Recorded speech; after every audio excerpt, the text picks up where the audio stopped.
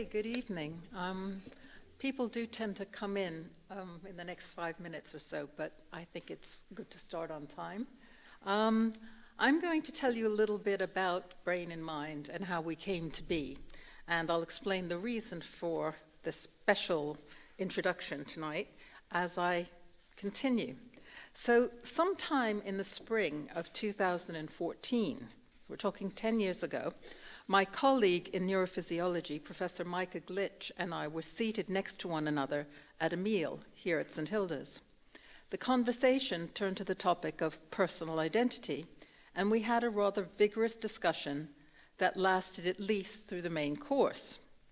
As the conversation about identity came to an end, Micah turned and asked me how come I had an interest in this topic. Now, as a philosopher, I was quite surprised, because personal identity is a bread and butter topic for any philosopher, and I'd spent many an hour discussing this with students over a very long career. But I returned the question, why was she, a neurophysiologist and involved in biology and biochemistry, interested in this topic? She replied that she was interested in whole organism questions as part of her research. And we were both struck by the fact that such academics from such different subjects, philosophy and neurophysiology, were thinking about the very same questions. And I think it was Micah who suggested that we should one day run a seminar for students together. Soon after this, we applied for funding from Torch, the research arm of the university, and we received funding for a one-day seminar on the topic of schizophrenia. We decided to include psychology, and our colleagues from St. Hugh's, Dr. Stephen McHugh and Dr. Anne Dowker is with us tonight, joined us. Dr. McHugh has since dropped out, but Dr. Dowker continues to run these events with myself and Dr. Glitch. That was a whole-day event devoted to the topic of schizophrenia from the perspective of three disciplines: philosophy, psychology, and neuroscience.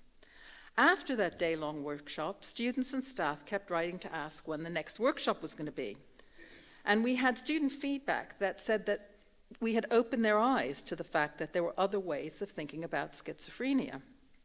So the three subject tutors decided to apply to St. Hilda's for a follow-up research grant to hold an evening event. We call it Brain and Mind from Concrete to Abstract. And in 2015, we held our first event. And we've been holding an event once a term ever since. After a couple of years, one of us had the idea of extending an invitation to these events to students at the local schools who were studying for their A-levels and occasionally even GCSEs. And we now have several schools who from time to time, depending upon schedule, send their students. And I'm just going to ask, are there any here tonight? If you could just raise your hand. Any A-level students? Because we know some are coming. Oh, not yet. Oh, that's interesting. Oh, good. I can't see anything because of this light. Great. Well, special welcome to you. Now, if we count that first workshop, which in effect acted as seed corn for the event we're about to hold tonight, we've been running these events for 10 years, and this is our 10th anniversary. And when we were talking earlier, I realized if you think about it, 3 topics a year, we've actually covered 30 different topics over that period. Now, we're constantly told that Oxford colleges are perfect places for interdisciplinary work, and yet disciplines continue to thrive, often in blissful ignorance of the fact that the discipline next door might have something to add to its research. The purpose of these events is to bring together a neuroscientist, a psychologist, and a philosopher to discuss a topic that we've chosen that's studied in each discipline, and we simply ask the speakers to present a talk on that topic from the perspective of their discipline. We don't ask them to coordinate or try and sort of blend their talks. I just want you to see how differently you can approach the same topic.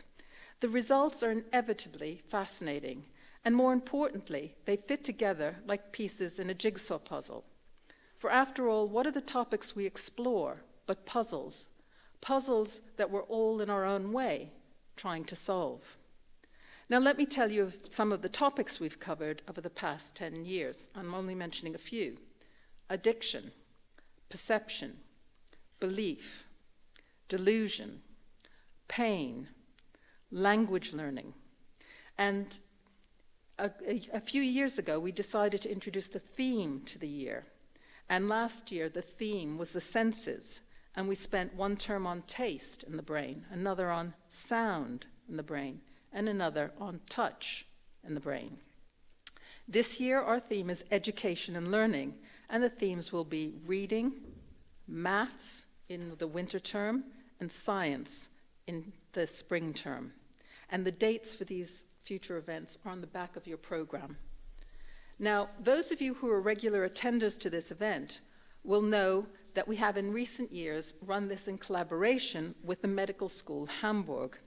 This is because Professor Glitch, one of the founders of the event, moved from Oxford to the Medical School Hamburg a few years ago, and she was keen to continue the collaboration, and we thought an international collaboration would add yet another dimension to our work. Now, this collaboration has worked very well, although some of you may testify that the IT has occasionally let us down. And we've worked really hard over the summer to iron out the glitches, and I'm assured that we're not going to have IT problems again. Here's hoping.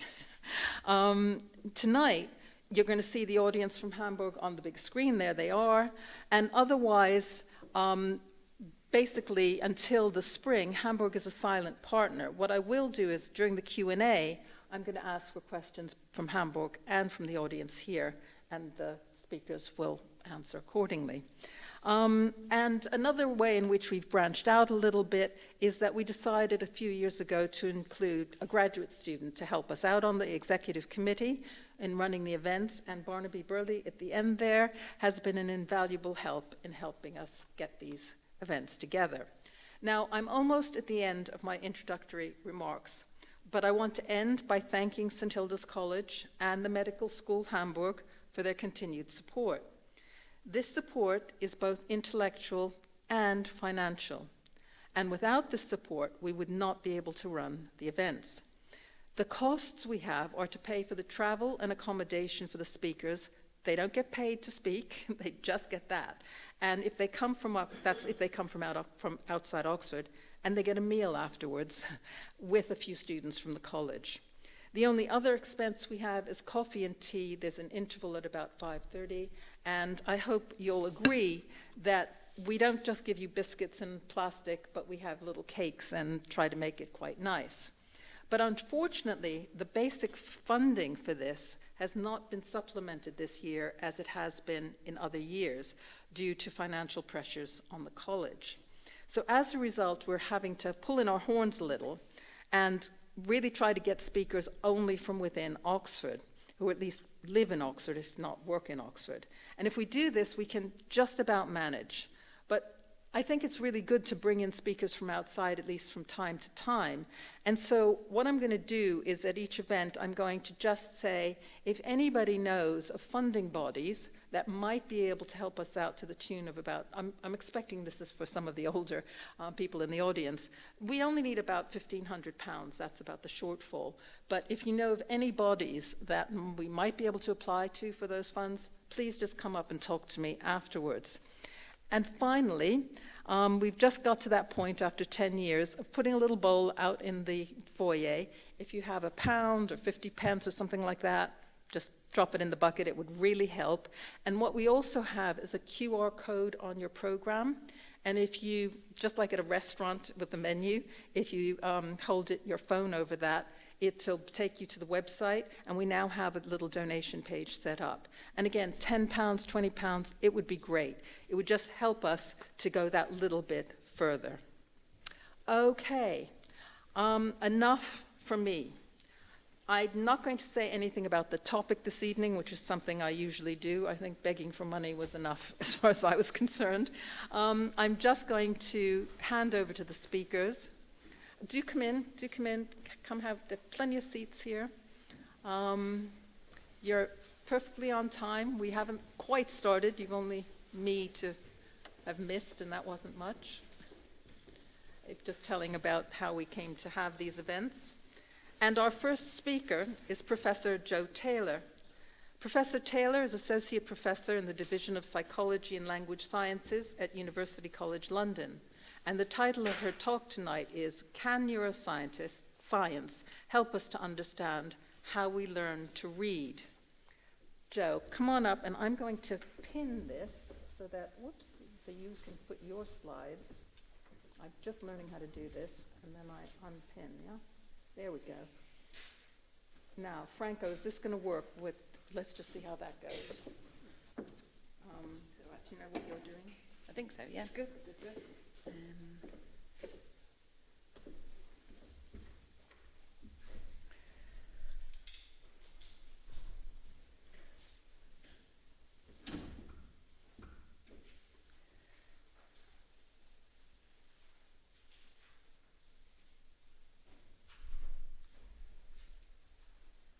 Okay. Good. Oh, I've got this, haven't I, as well? That's nice. Let's just see if that's going to work. Yeah. Should I just start then? Yeah. Okay, great. Thanks so much for having me here. It's a real pleasure. So, I'm Jo Taylor. I'm Associate Professor at UCL in Psychology and Language Sciences. And I did my undergraduate degree and my PhD here in Oxford in experimental psychology. And today I'm going to be talking to you about neuroscience and what I think it's told us about how we learn to read. Oh, that's not now working for some reason. Oh, there we are. Okay. So I'm going to start by thinking about what learning to read involves. And then I'm going to talk about two experiments that I've conducted. The first one looks at the best way to teach reading. And the second looks at learning to read in different writing systems. And then finally, I'm going to offer some reflections on what I think neuroscience has told us and what I'm going to try and use it for in the future. So, what does learning to read involve? Well, a kind of well-accepted cognitive model of reading suggests that we can learn to read words in two different ways. One way is to learn the associations between printed words and their sounds. And this association should be relatively easy to learn because at least in alphabetic writing systems, the association between print and sound is systematic. So pet and pen contain very similar letters and they also have similar sounds. Now importantly, when we come to the task of learning to read as children, we already have a lot of oral vocabulary knowledge. So we already know a lot about what words sound like and what they mean. And that means that once we've sounded a word out using these print-to-sound associations, we can then access the meaning of that word using our oral vocabulary knowledge. However, this model also suggests that there's another way to understand written words, and that's to learn the direct associations between printed words and their meanings. And this is going to be a more direct way to understand written words, because it doesn't involve going via sound. But those associations are quite difficult to learn because they tend to be arbitrary. And what I mean by that is that pet and pen contain similar letters, but that doesn't tell us anything about what the meanings of those words might be. So pet and pen don't have similar meanings. So there's been an ongoing debate about the best way to teach reading. Is it going to be to think about mostly focusing on teaching children how to get to the meaning from written words, or is it going to be to focus on teaching children how to sound written words out? And following a big review of the literature, the UK government recommended that the best way to teach reading is to focus on these associations between print and sound. And that's using a method known as phonics, which I'm sure a lot of you will have heard of. So when children are taught to read using phonics, they're taught letters and their sounds, and they're taught to see a written word, break it down into its individual letters, and then sound those letters out, and then blend together those sounds in order to pronounce the word. There's been quite a lot of criticism of phonics, which you may also be aware of, and an example of this kind of criticism is here. It comes from a quote from a prominent children's author, Michael Rosen. He says that reading involves deriving meaning from squiggles on the page. It is possible to read some, many, or most words in a text out loud without deriving meaning. I can do that with Italian or German. So at the kind of centre of this phonics critic argument is the idea that if you focus really on teaching children to sound words out, that's not going to help them to understand what those words mean. And we think that one of the reasons this argument has kind of hung around is that although there's been evidence reviews showing the benefits of phonics, there's been very little experimental systematic investigation comparing a print-to-meaning focus of teaching with a print-to-sound focus of teaching. So that's what we set out to do in our experiment. And we did this using a method known as artificial language learning, where you teach adults to read new words written in unfamiliar symbols. So here are two examples from two different artificial alphabets. You can see the kind of funny squiggles here. So we taught adults to read two different artificial alphabets with words that looked a bit like this. And they learned to read lots of words in these alphabets, and they learned what the words looked like and also how they were pronounced. So one of them might be pronounced both, and the other might be pronounced vom. And importantly, the associations between the letters in the word and their sounds was systematic. So each letter had a particular sound. And that was true for both of these languages that people learned. We also taught them what the words meant. So they learned that these words meant, for example, tractor or cherries. But what we manipulated was the focus of instruction. So for one of the writing systems that people learned, so the print-to-meaning focus of instruction, which is on the left-hand side, it's always going to be in red, they received more practice for this language on the associations between the written forms of the words and their meanings. Whereas for the print-to-sound focus of instruction, the language on the right, it's always going to be in blue, they received more training on the association between the printed words and their sounds.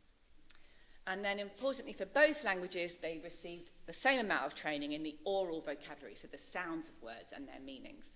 So nothing differed about these two languages, except for the fact that for the print-to-meaning focus of instruction, there's more focus on learning the print-to-meaning mappings, whereas for the print-to-sound focus of instruction, there's more focus on learning the print-to-sound mappings.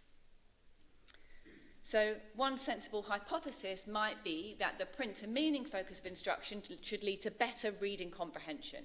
So reading comprehension is getting from the printed form of the word to its meaning. Whereas the print-to-sound focus of instruction might lead to better reading aloud. That's getting from the printed form of a word to sound it out. So this was one of the things we tested.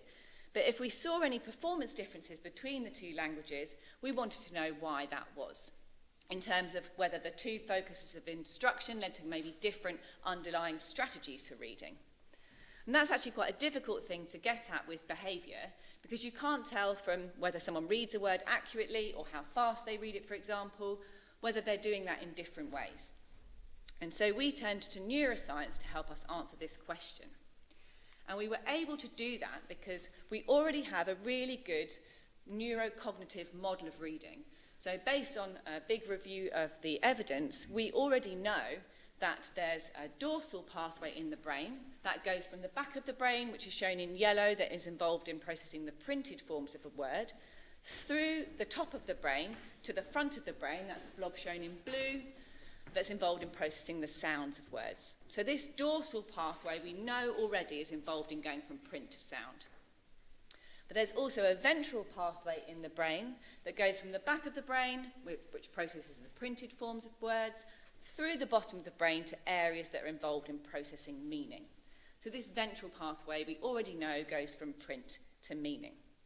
So because we know this already, we can use this information if we scan people's brains while they're reading these words to look at whether there are different mechanisms involved in reading for the two languages that we've taught them.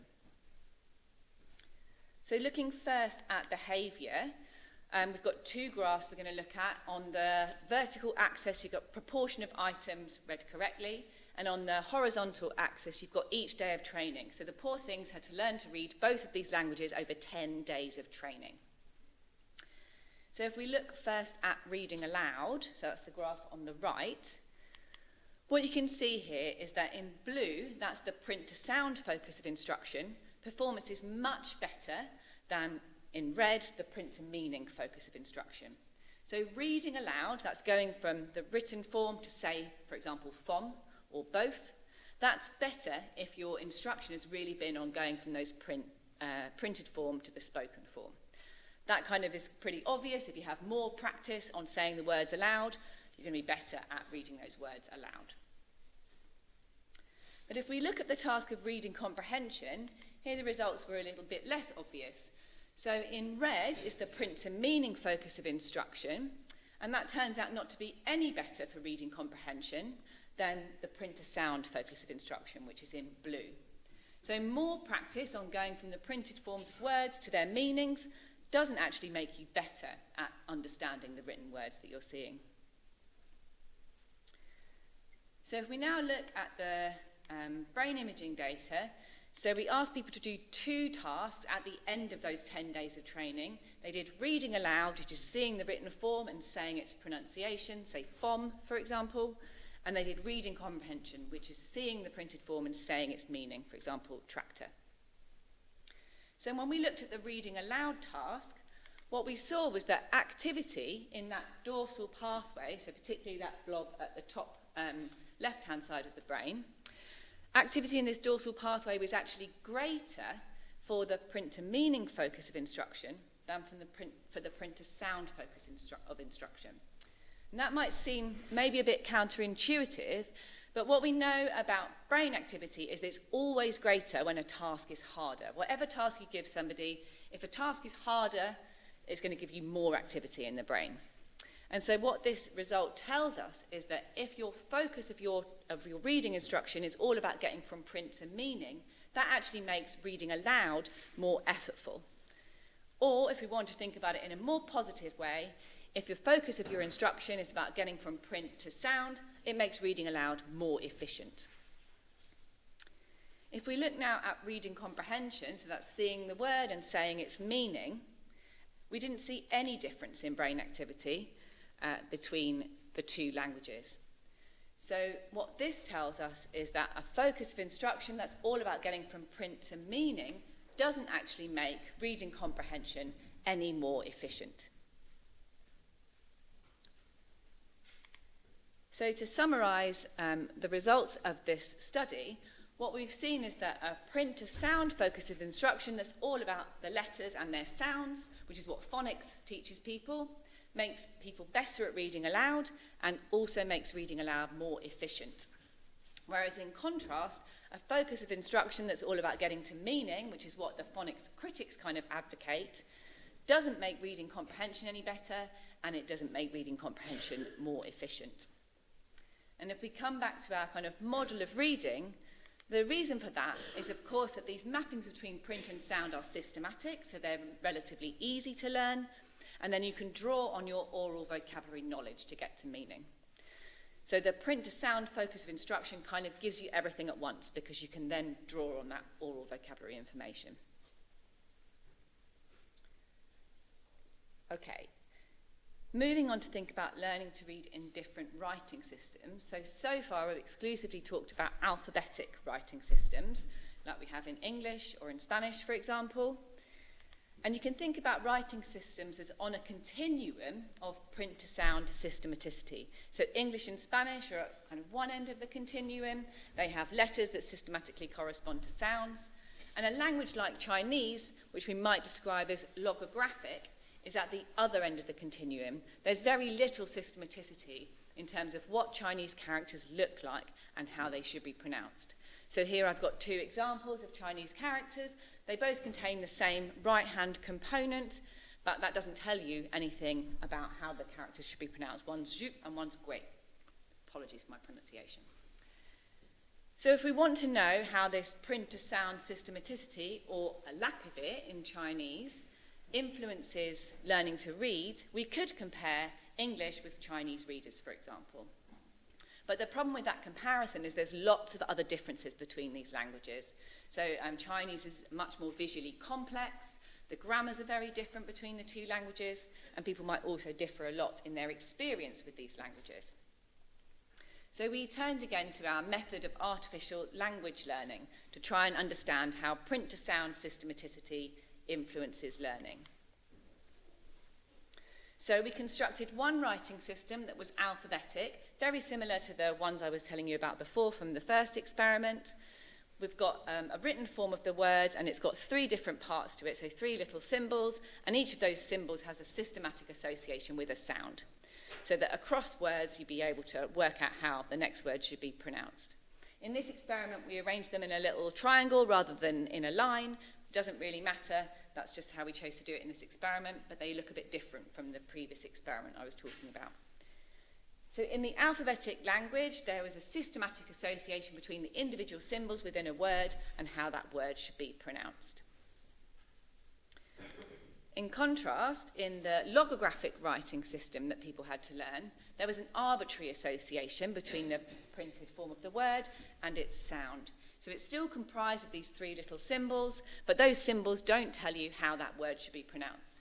And we achieved this by making the words in the same way, but then we randomized which written word went with which pronunciation. So you can't predict from the individual symbols within the word how it should be pronounced. So that's the only difference between the two languages. They learned to read them in the same way, they learned to sound them out, and they learned what their meanings were. But the only difference is in whether there's a systematic mapping between print and sound in these languages.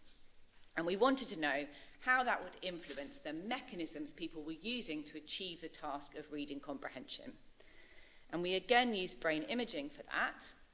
And our prediction was that the alphabetic language should lead people to rely more on that dorsal pathway, so the pathway between print and sound, in order to then access meaning. Whereas the logographic language, because there's no systematicity in those print to sound mappings, you may as well go directly to meaning if your task is to comprehend the written words, because it doesn't make sense to go via sound when there's no systematicity there. So it's more efficient to go straight to meaning. So we predicted we'd get more activity in that ventral pathway for the logographic language. So people learned to read these languages over 10 days, and then we looked at brain activity during reading comprehension. And what we found was that when we look at activity for both of the language, which is shown in pink, this is overlapping activity for the two languages during reading comprehension. We've got activity both in the dorsal pathway through the top of the brain and through the ventral pathway in the bottom of the brain.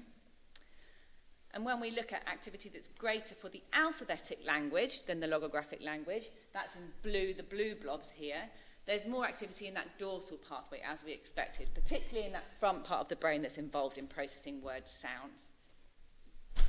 In contrast, in red here, you can see activity that was greater for the logographic language, and that's in that ventral pathway. You can see a red kind of blob in the bottom part of the brain. That was more active for the logographic than the alphabetic language. So these results did indeed support the idea that if you've got systematic mappings between print and sound, to achieve the task of reading comprehension, you should use your dorsal pathway and sound the words out before accessing meaning. Whereas if you've got a logographic language where there's no systematicity between print and sound, it's more efficient to use that ventral pathway and go directly to meaning.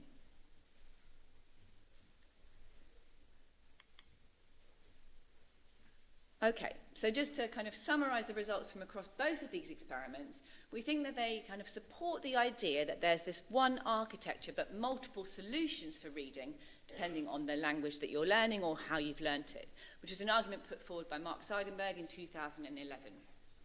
If you've got an alphabetic script, it makes sense when you're trying to understand written words to go from print to sound and then to meaning because of the systematicity that exists in those letter-sound relationships and the fact that you can capitalise on your pre-existing oral vocabulary knowledge. And what this means is that teaching people to read in an alphabetic writing system should focus on that systematicity, using, for example, a system like phonics, where you focus on those letter-sound associations. But this needs to be combined with oral language practice, because it's only if you've got a good oral vocabulary that once you've sounded a word out, will you be able to understand it. In contrast, if you've got to learn to read a logographic language, perhaps like Chinese, it makes more sense to think about learning the associations between print and meaning directly, because there's no systematicity in that print to sound route.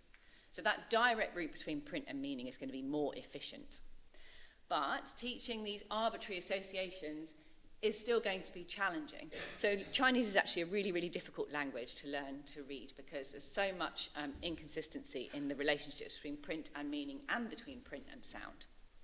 And in fact, in recent years, a system has been imposed when people are teaching Chinese, known as pinyin, where the Chinese character pronunciations are actually transcribed using the Latin alphabet, and that's presented alongside the characters when children are learning to read. And that helps them to actually pronounce the words, and helps them to learn the associations between the pronunciations, the meanings, and the characters. So just more broadly, thinking a bit about what I think the neuroscience has contributed here, I think that it's really the combination of these systematic experimental paradigms like artificial language learning combined with brain imaging that enables us to say something interesting about reading, because they give us precise control over people's existing knowledge, what they're learning and how they're learning it. And this is what enables us to isolate the particular thing that we want to understand, and to then draw some causal inferences about what might be driving the effects that we see. And then because we've got a really good neurocognitive model of reading, we already know a lot about the relationship between the brain and behaviour in this area. That enables us to use a tool like neuroimaging to understand the mechanisms that underpin learning. And it's really only possible because we already kind of know so much about the mechanisms in the brain that underpin reading. And what that's enabled us to say is that the nature of the writing system people are learning can lead to different solutions to the problem of reading, and that the teaching method you use can influence the efficiency of that solution. So just very briefly, just thought I'd tell you what I think is kind of exciting at the moment in neuroscience and how we're going to try and use it in the future. So at the moment, what people are really excited by is looking at not just where in the brain is activated, but what is being represented in those brain regions that are active. And we do that by looking at the neural similarity between different items that we present people. So for example, we might present people with 3 different words: pen, pet, and cat. And within an individual small brain area, we can look at the pattern of activity for each of those words. And we can say how similar are those patterns of activity. We can literally correlate those patterns of activity for the different words. And we can put those correlations in a nice little correlation matrix. Maybe green is lots of correlation and red is not much correlation. And so you can say how similar is the brain's response to these different types of word.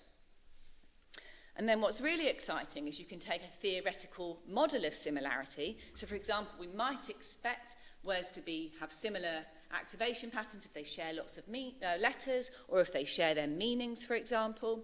And we can look at whether there's a good correlation between that theoretical similarity idea and the neural similarity that we're actually observing.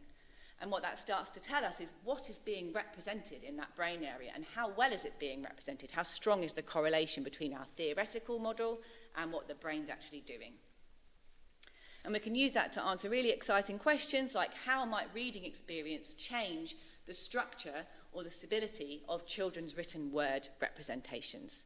So we're not just saying where in the brain is active, but what is the nature of that activity. Okay, so that's it from me. Thank you very much for listening. I just want to say a few thank yous. So all of this work has been conducted in collaboration with Kathy Rastall, a lot of it also with Matt Davis. And I also wanted to thank Kate Nation, who is my PhD supervisor here in Oxford, and first suggested that I might want to think about developing this kind of artificial language learning method. And it's been really, really fruitful. So I wanted to thank Kate for that inspiration, and the Economic and Social Research Council for funding all of the research I've talked to you about today, and also some of my ongoing work. So thank you very much.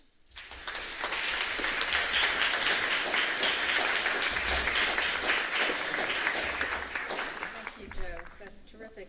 Why don't you come down? There's plenty of space down here, and it's all getting crowded in the back. Come on down. Come on down. Don't be shy. We have a minute while we're changing speakers. Excellent. So, let me now introduce our second speaker, and it's after the second speaker that we'll have a little Q&A, and you can ask questions. So, if you've got questions burning in your brain, just hang on to them for a few more minutes. Our second speaker tonight is Professor Maggie Snowling.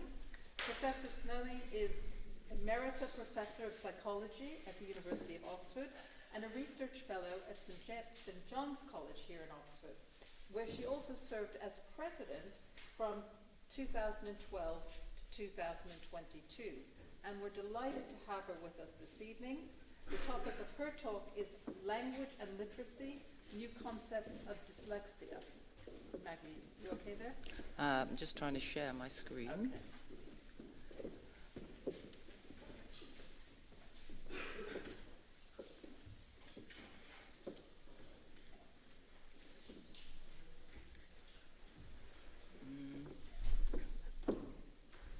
Sure I can find where my... Can you show me where it's hiding? Thank you.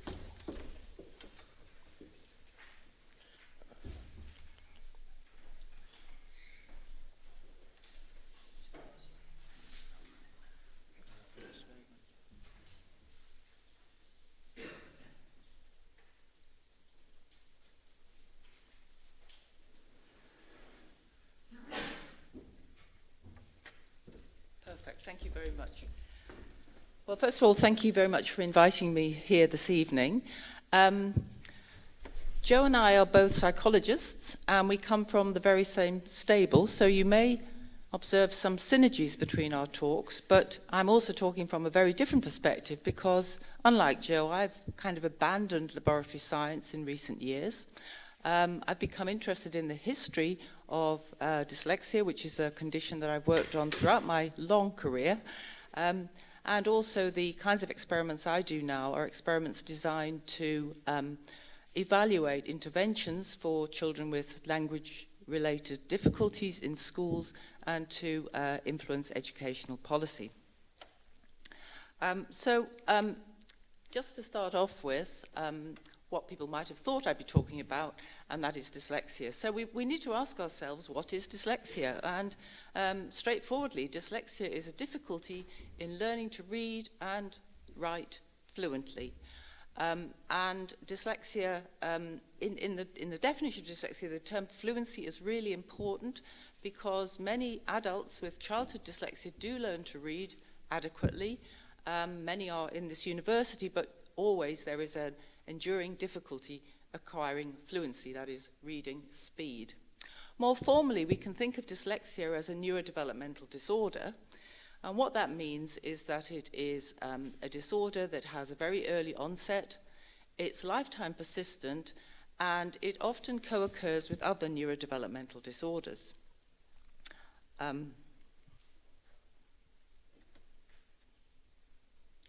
Throughout its history, however, dyslexia has been debated. I could go further and say it's a rather controversial concept. It was first formally defined in Britain in 1968. This is actually a page from my thesis, which was not in 1968, but it was in 1979. In it, I related this definition of dyslexia, which essentially at the time saw dyslexia as a difficulty in learning to read despite adequate intelligence. And that's an important point. At the time, it was thought that dyslexia was a very specific disorder that only affected reading and not any other cognitive ability. But the definition has been debated throughout its history, and I think some people feel uncomfortable with the concept, and I think mostly that's because it's not like chickenpox, which has definite signs and symptoms. It's much more of a difficulty that is seen throughout the population with different degrees of severity. And where you put the cutoff between typical reading and dyslexia is something that's always a subject of debate. What have been the issues for dyslexia over its history? Well, I think in the last 20 years, we've moved away from thinking about the specificity of dyslexia, that it only affects reading, to think about it as a dimensional disorder, something that varies. Like blood pressure, we have blood pressure in the population. People have low, people have high blood pressure, but we do put a cutoff at the high end, and we call that hypertension, and we medicate it. So there's really nothing very unusual about a dimensional disorder, although people feel somewhat uncomfortable about thinking of reading difficulties in this way. So this discrepancy definition of dyslexia, the notion that a person with dyslexia has high IQ and low reading ability, has really fallen from favor. And we now know that reading disorders can be seen across the IQ spectrum. And also we know that reading itself has an effect on other cognitive skills, primarily, of course, vocabulary, because the more you read, the greater your vocabulary.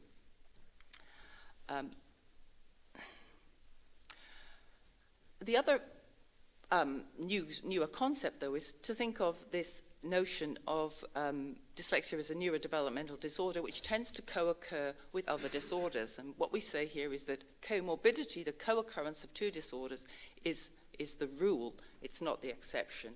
And most people with dyslexia will have at least signs of one other disorder, often ADHD, often language disorder or dyspraxia, and very many people with dyslexia also have problems with learning maths. So how can we think about dyslexia as this dimensional disorder? Well, reading scientists now for many years have been looking at what predicts individual differences in learning to read. And this can be encapsulated in what's an incredibly simple view of reading, which was put forward now in many years ago in 1986. And the idea here, and it really was expressed in a different way in Joe's talk, is that reading comprehension, the ability to understand what you read, depends upon the product of decoding, the ability to go from the print to the sound, and language comprehension, the ability to bring your language skills to bear. What research shows is that the predictors of individual differences in decoding are ability to name or sound out letters, phonological awareness, the ability to reflect on the sound structure of words, and also a very strange task that psychologists use called rapid naming, simply rapidly naming objects or familiar symbols as quickly as possible. The other aspect of reading comprehension, of course, is language comprehension, and here we mean vocabulary, grammar, and also background knowledge. Now, within this kind of framework, if you like, the cardinal view of dyslexia is that it's due to more specific deficits in the skills that underpin decoding, sometimes referred to as the triple foundation of reading, and in particular, difficulty with phonological processing. That is, the processing of the speech sounds of words is a problem for people with dyslexia. And that's a very well supported view. In contrast, oral language comprehension was considered to be unimpaired, relatively unimpaired in people with dyslexia. But what reading researchers were doing when they were, what reading researchers were doing when they were thinking about this model of reading was they weren't really thinking about development. It's a very static view of what predicts individual differences in reading, or at best it's a view that what predicts learning to read after a child goes to school. And of course, quite a lot goes on in development before children enter school. And I think reading researchers first became aware of the possibility that they were missing a trick with a paper in 1990 by Hollis Scarborough. Now, we'd known for many years that dyslexia runs in families. It's a highly heritable disorder, and you can capitalize upon this, therefore, by studying children who are at family risk of dyslexia because they have a first-degree affected relative. And you can study them well before they learn to read. You study them across development, and when they reach a certain age, usually around age 8, you can carry out an assessment and work out which of those children have become dyslexic, and then you can track back and to try to understand the precursors of dyslexia. In sort of about 2015, Monica Melby-Lervag and I conducted a meta-analysis of all of the studies that had been published since that paper of Hollis Scarborough's, which had compared children at family risk of dyslexia with children who were typically developing, who were from families without any history of reading problems. And what this meta-analysis showed was that in the preschool years, these children who went on to be dyslexic weren't just experiencing phonological problems, which is what everyone had hypothesized, given the phonological deficit hypothesis of dyslexia, but they also were showing language difficulties, weak language for their age. And at the bottom of this slide is just some of the data from that meta-analysis, looking at differences between children who went on to be dyslexic and controls earlier on in development in preschool on tests of oral language. So vocabulary, grammar, phonological memory, which is literally the ability to repeat words like magnificent, phoneme awareness and rapid naming, and on the right are effect sizes, and these are the number of the size of the difference between the dyslexic group and the control group in terms of standard deviations. So essentially, these are big effects. So what we were seeing was that children at family risk of dyslexia as preschoolers had language difficulties, not this very specific phonological problem that had otherwise been predicted. To look at this in more detail, we conducted a new study, a new family risk study, in which we compared children at family risk of dyslexia, not just with children without such a history, but also with children who in the preschool years had a definite language disorder. They were referred by speech language therapists, and they had a condition which we refer to as developmental language disorder, or DLD. And we studied them from 3.5 through to age 8. And at age 8, we assessed them and we identified which of those who had come to be dyslexic. Also on there, you'll see between phase 2 and phase 3 is the point at which children enter school. And that's the point, more or less, where reading researchers had tended to look at predictors of reading outcome. They had ignored the early years. Now, I'm going to show a rather scary structural equation model here, but I'm going to explain it really simply, because what we did here was we pulled the data from all the children in our study.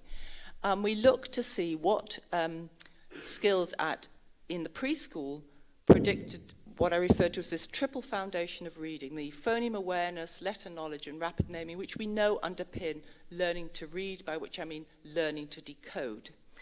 And what you can see here, if you just look at the red pathway, is that children's early language, as defined by their performance on tasks like grammar, vocabulary, comprehension, predicts this triple foundation a year later at 4.5, just before children go to school. So it's a predictor of phoneme awareness, letter knowledge, and rapid naming, particularly strong predictor of phoneme awareness, which people have always thought was a deficit area in dyslexia. And then in English, 2 of these skills go on to predict individual differences in learning to read and decoding when the children are 5.5, letter knowledge and phoneme awareness. We sometimes refer to that as the alphabetic foundation for learning to read. And interestingly, if you look further down the line to reading comprehension at age 8, what you can find is early language has a long-term impact on reading comprehension. So in a sense, what we have here is what is encapsulated in that simple view of reading. So language is the foundation, language and decoding lead to reading comprehension, and you might even be able to map that onto the dorsal and ventral pathways. I don't know, we can ask Joe about that later. So should we be thinking of language as the risk factor for dyslexia rather than looking for more specific difficulties with phonological skills? To do that, I want to just show you some data from our family risk study, and we've got here 3 groups: children who are in the control group, typically developing, children at family risk, and children with preschool language disorder. On the x-axis, we've got their performance on a phonological measure. This is just asking them to repeat non-words that they've not heard before. And on the y-axis here, we have their language comprehension, and the little diamonds are all of the children in the groups.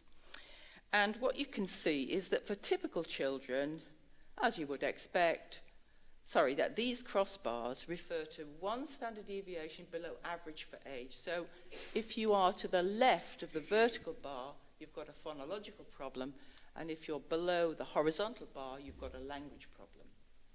Now, to some extent, this is tautological because we've assessed the children and put them in these groups, but the typical children, most of them are up here in this quadrant. They've got good language, they've got good phonology, they've got good comprehension. If you look at children at family risk of dyslexia, this is at 3 and 4 years of age, what you can see is that a lot of them are okay, but about 1/3 of them have got phonological difficulties in this preschool period. And then if you look at language disorder here, obviously these children have language disorders, that's how they're classified, but also a lot of them, most of them, have phonological difficulties as well.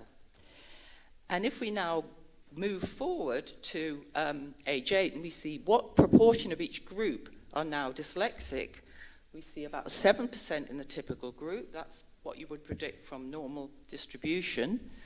26% in children at family risk, of 4 times the risk if you've got a family member with dyslexia of becoming dyslexic. But if you look at children with language disorder, about 66% of those children could now be defined as dyslexic. So this is a kind of risk that we have underestimated. And I like to show it in this schematic. This actually is the same model that you saw before, but it's much simpler. You've got language as a foundation for this triple foundation of reading: phoneme awareness, letter knowledge, rapid naming. Phoneme awareness and letter sound knowledge predict reading, and language predicts reading comprehension. And we've got family risk of dyslexia, which is risk, I would say, of having problems at that phonological level. And we've also got a second risk, which is a risk of dyslexia because you have a language impairment. And actually, thinking about neurodevelopment, these risks, they add up, they add together, and they increase the overall risk. And we can see that quite nicely here in just looking at these children's reading comprehension at the age of 9. Because what we're looking now at the outcomes, the clinical outcomes of these groups. And in the first bar, we've got children with dyslexia. In the middle, we've got children who've got dyslexia and language disorder. And in the middle, we've got children who've got a language disorder but can decode well. And what you can see is they've all got reading comprehension problems. The children have got relatively minor reading comprehension problems. They're actually in the normal range, but they are weak. The language disorders have got very significant language problems. And if you've got both dyslexia and language disorder in that simple view, you add them up, it's really, you're really going to have a hard time. And I think I've got 5 minutes? 4 minutes now, okay. So how do we think about this? Well, I think about this in terms of multiple risks. And when we're talking about developmental disorders, we've got to think about risks at the biological level, the genes and the brain, the cognitive level, which I've been talking about, and also also the interactions with the environment, which are pretty critical. In dyslexia, we know, and we've known for many years, that there is a core phonological deficit, and we still find individuals who have that specific core phonological deficit. But for many of these people, they also have language problems. And when you have more than one deficit, the likelihood of getting a dyslexia diagnosis is increased. So I now think of dyslexia not as a phonological deficit, which is what most people associate my work with, but as a disorder of the language faculty. And very interestingly, back in 1935, that's what Samuel Orton, writing at that time, a pediatric neurologist, what he described it as. So, okay, so very quickly, I don't think we have such a simple view of reading anymore, because language is the foundation of those skills that contribute to decoding. So we need to have language in our models. We've been, in recent years, very involved with developing language interventions, language screening tools, and we've shown that early language intervention at school entry, in that critical point, can improve children's oral language. Some data here, but I won't go into that, but given shortage of time. Our language intervention involves small group and one-to-one support over 20 weeks, focusing on the development of vocabulary, narrative, and listening comprehension. And during the pandemic, the Department for Education for England funded us to roll out this intervention, which had been found to be effective in randomized experiments in the lab and in the field, to roll it out across English primary schools. So by 2020, it was in about 11,000 primary schools, and we are fortunately very continuing to have funding. It's also been evaluated independently, at scale, in the wild, as it were, and there the effects of the intervention are as positive as they were in our Pura research trials, and also the effects are larger for socially disadvantaged children who come to school with very poor language. So just then to close, the message I'd like to leave you with is that early language is the foundation for learning to read. It's a very strong predictor of phoneme awareness, which is what reading researchers have been interested in. And in our models, we find that the effect of language on reading is mediated by phoneme awareness. School entry is a critical phase for literacy development, and it provides there a very tight window in which we can intervene to support children's language. And the work we've done, although it doesn't involve any reading, and most of the controls in our randomized trials are getting a lot of phonics in the classroom, has smaller effects on word reading and also effects on reading comprehension. So thank you very much, and thanks to everyone who's contributed to this endeavour, which, as you can imagine, to roll out work in 11,000 schools is not trivial. Thank you very much.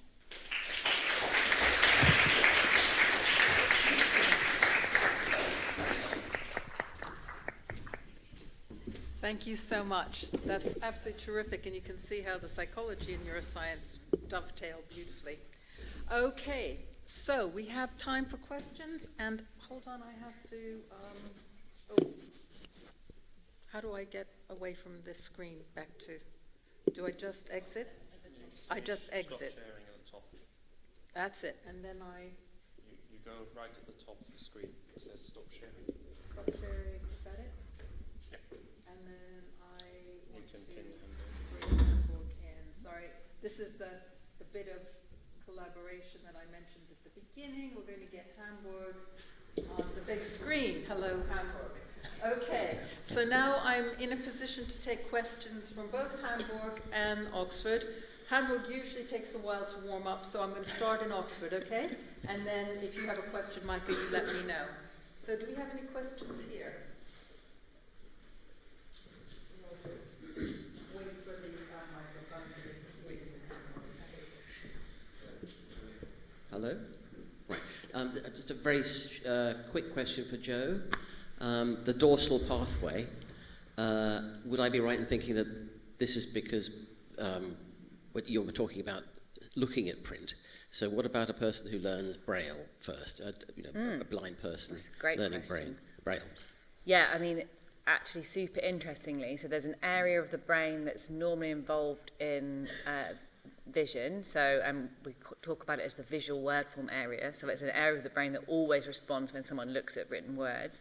If you learn to read Braille from, I don't know these studies, I would imagine from an early age, that area gets taken over by processing Braille. So even though it's a visual area, it kind of ends up, because Braille is like, it's in a pattern, isn't it? So even when you feel it with your hands, it kind of translates to like a pattern in your brain, and that, because you're not using that area for vision anymore, or not anymore, or from birth or whatever, that area gets taken over by kind of processing the Braille. And one reason why this might all be because of interconnectedness between different areas. So that area is just very strongly connected to language regions by kind of, when you're born, it's already kind of connected to language areas, and it's important for the areas that are involved in processing print or Braille to be connected to language areas. So it's a good area to be involved in reading, so it gets taken over by the Braille part of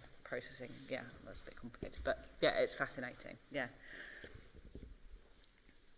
Can I quickly ask Joe, similarly, a small question?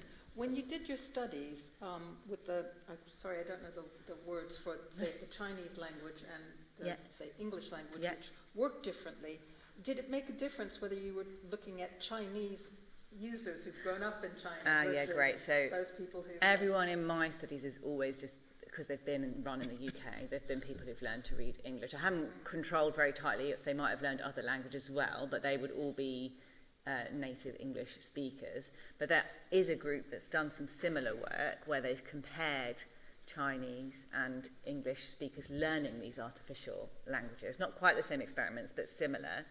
And they do find some slight differences. So if you grow up learning a language like Chinese, you kind of just more by default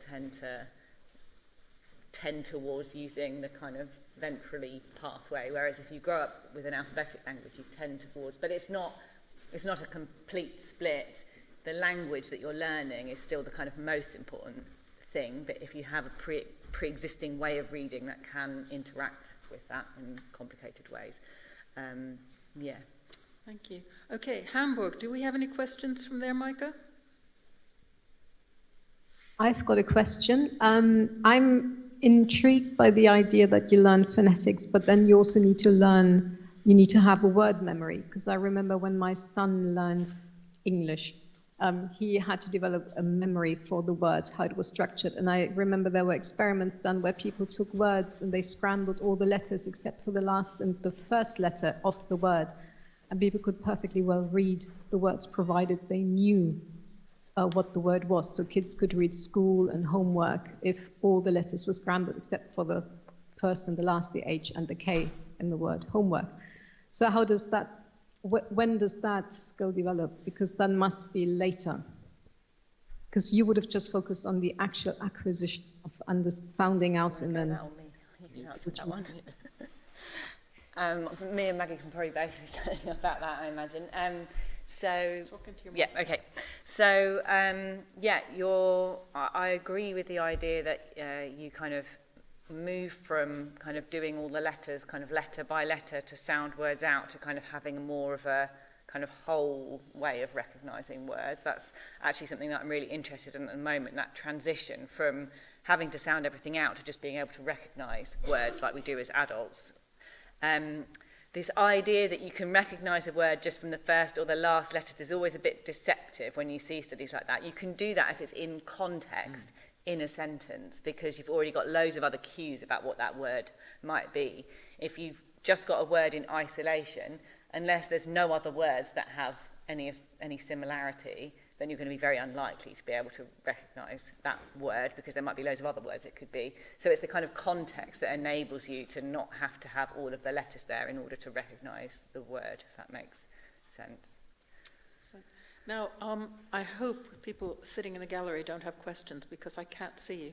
And you'll have to come down and sit in the audience here if you have to want to ask questions. But unless you can see somebody. I can just about see that there's no hands. All right. No, Can no we, hands. We don't have a mic, so Hamburg won't be able to hear. yeah, we don't have a mic up there, so Hamburg can't hear.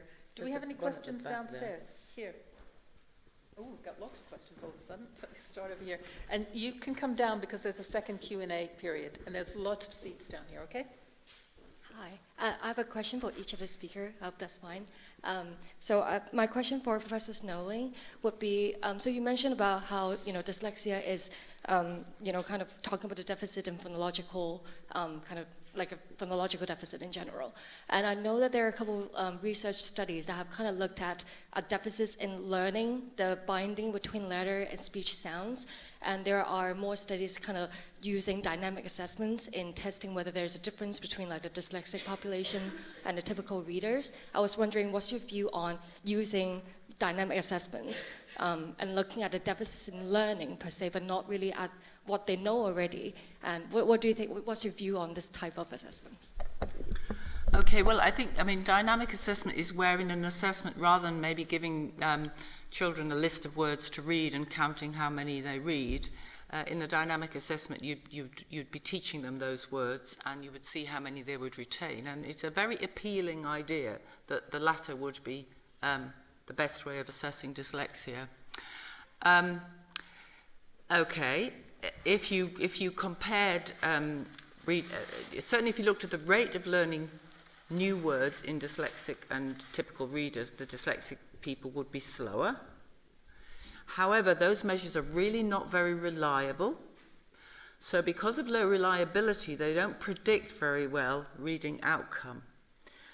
In actual fact, some work by Hannah Nash in Leeds suggests that dynamic assessment of reading is no better than static assessment for actually understanding individual differences in learning. So, it's a difficult area. I find dynamic assessment very appealing, and certainly I've done experiments a long time ago where I've shown learning deficits in dyslexia, but whether it can be used as a measure of individual differences is another question, because to look at individual differences you need tests of high reliability.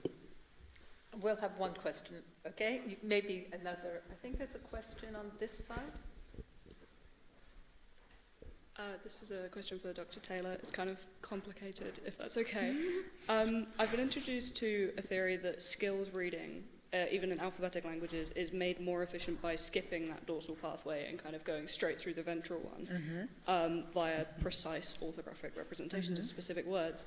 If that is backed by neuroscientific research, and perhaps we just like revert back to the dorsal pathway for unfamiliar written words, do you have an intuition of how we might deal with unfamiliar but morphologically related words?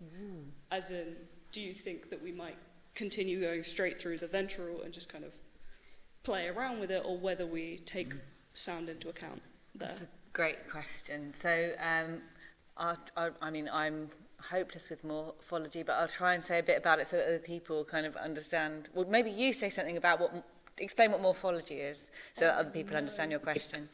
I mean, I can give a very basic example. Yeah. Of like a unfamiliar but morphologically related word.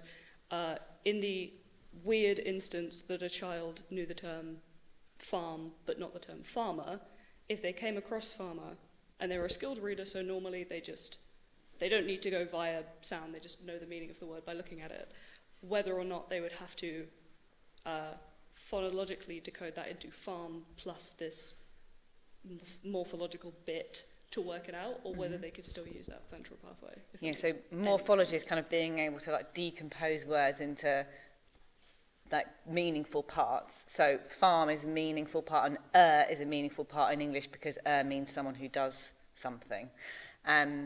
So I it kind of sets up like a very artificial distinction between sounding a word out into individual letters and recognising a word as a whole. Actually, there's lots of gradation in between that, probably. So you've got individual letters, you've got clusters of letters, you've got clusters of letters that then might be meaningful, like for example, or ing, and you might be able to kind of decode those either as individual sounds but also as slightly larger parts, but you also might be able to recognise those as more kind of wholes as well, and those wholes might not be whole words like farmer, they might be wholes like farm and so you might be able to store those in your kind of ventral pathway as well. So I think you're probably going to use both.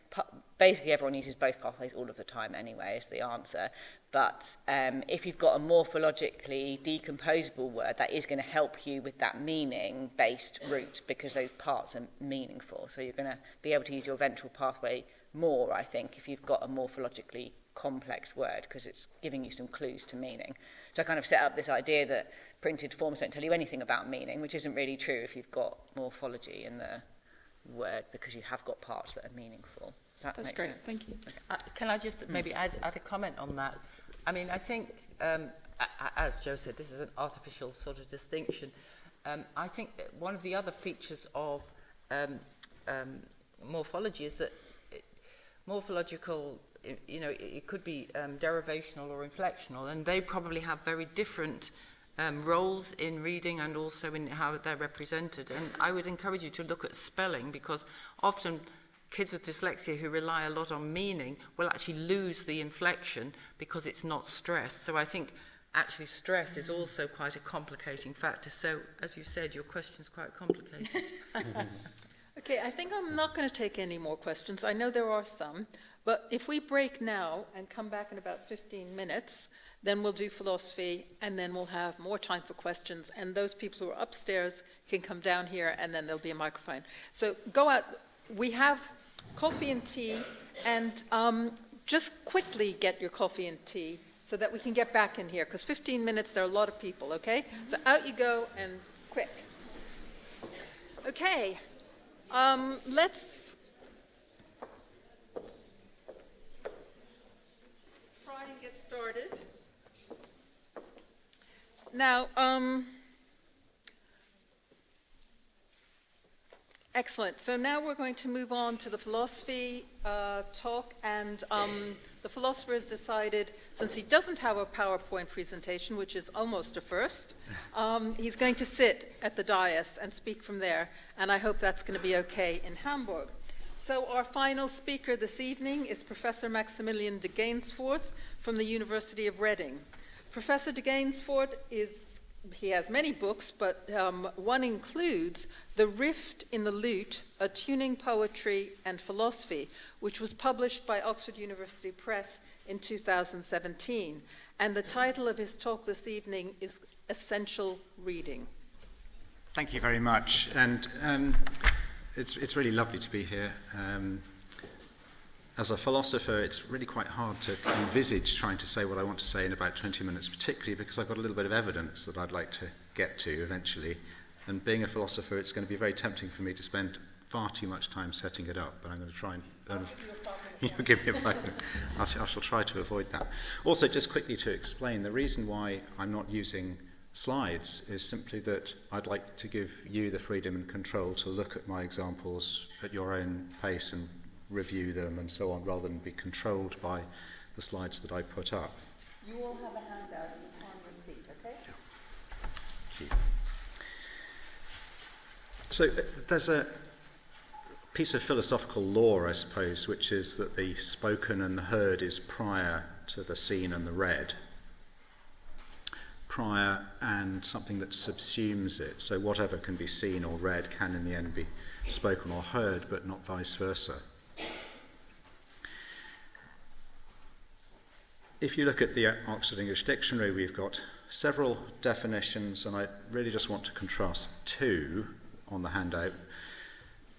OED 2 says reading is to see, scan, study writing silently, or, especially in its early use, to do so aloud, but by oneself or for one's own benefit.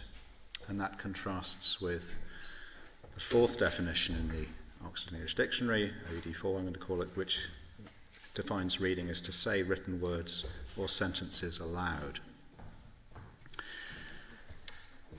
If you look at a writer, for example, like Virginia Woolf, who wants to say, sometimes I think heaven must be one continuous, unexhausted reading, it's a disembodied, trance-like, intense rapture, I think we know exactly what she means, and by the way, that comes from a fantastic chapter in Hermione Lee's biography of Virginia Woolf, where she concentrates very beautifully on all aspects of Woolf's relationship with reading. And I think it's fairly clear that what Virginia Woolf has in mind there is what is the second definition. It's this reading that probably is silent, it could be aloud, but it doesn't need to be. Contrast that with, say, Wittgenstein in the Philosophical Investigations, who just says outright from the beginning, when he is thinking about reading, what he's thinking about is, quote, the activity of rendering out loud what is written or printed. And I think so far today, in many ways, I think we've been concentrating on that sense of reading. So reading in a way as a form of decoding or translating from written symbols into sounds, into pronunciations, a mapping from vision to audition, such that reading couldn't be conceived of as being complete were it not, as it were, to have moved towards the sounding, any more than a translation from one language to another would be complete unless you've moved to the other language. Lots of philosophers sign up to be able to say this kind of thing about reading, so I've put a few on the handout. Michael Dummett, thinking about style, says punctuation is a feeble substitute for the devices of intonation and phrasing in the musical sense that are used in speech, and his evidence there is essentially ambiguity. His claim is really that what is spoken and heard is much less ambiguous than what is written and read. Part of his point there is that if it's spoken and heard, you are probably in the presence of the speaker who can then disambiguate further for you. But of course that's unfortunately hostage to time and death when one is no longer around to be able to explain what does one have but the writing. J.L. Austin says something fairly similar, promoting speech over what can be read and seen. Tone of voice, cadence, emphasis, he says, are not reproducible readily in written language. punctuation, italics, and word order may help, but they're rather crude. And my particular interest actually is in poetry. So I'm quite interested in the fact that it's not just philosophers who prioritize the spoken word over the written, but sometimes also poets, not always, but sometimes. And so a wonderful English poet, Basil Bunting, in his characteristically stark Northumbrian style, says, "Poetry must be read aloud, Without the sound, the reader looks at the lines as he looks at prose, seeking a meaning. That is not poetry's business." So I'd just like to suggest that, humbly, that Bunting is possibly a bit wrong about that, not least because the evidence I'm going to be looking at is evidence which would bring out the importance of the visible in his own writing. And to try to make this as precise as possible, I have a sort of question in mind. Are there occasions of language use which are not just fiddly, ornamental, but significant and robust, whose successful performance requires reading in the second type, OED2, seeing, scanning, studying, writing, silently or if allowed, then not necessarily for anyone else? So are there types which are significant, robust, they require that, and they couldn't be satisfied by reading in the OED4 sense, namely to say written words or sentences out loud? And I'm going to present a little bit of evidence, I hope, which might at least cause you to think that the answer to that is yes.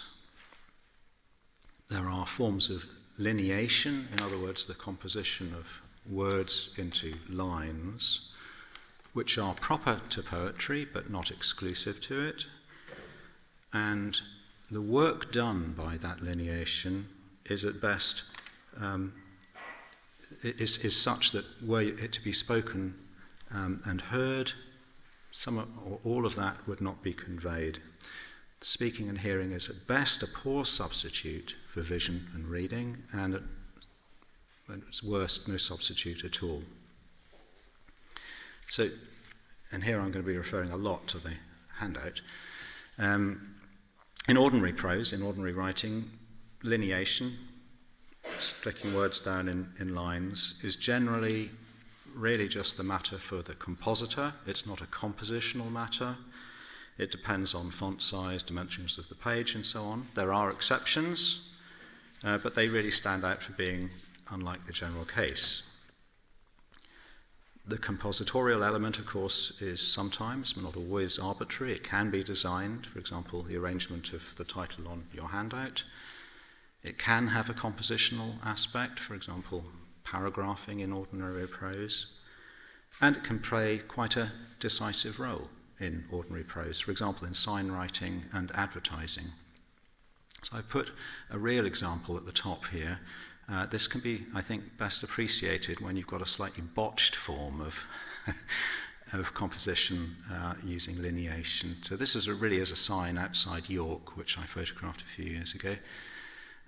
You can imagine trying to convey this in verbal form, and you can see what's a bit botched about it. A game-changing residential care environment where people can, and then in italics, relax, socialise and thrive. It makes it sound all very, very questionable as an enterprise. But it's very clear how compositionality there affects things. In poetry, by contrast, lineation is never merely compositorial. It's always playing a compositional role as part of the composition. It's often a silent partner to the metre, so it has little effect of its own beyond the patterning of the inscription itself. An example there is Shakespeare's Sonnet 15.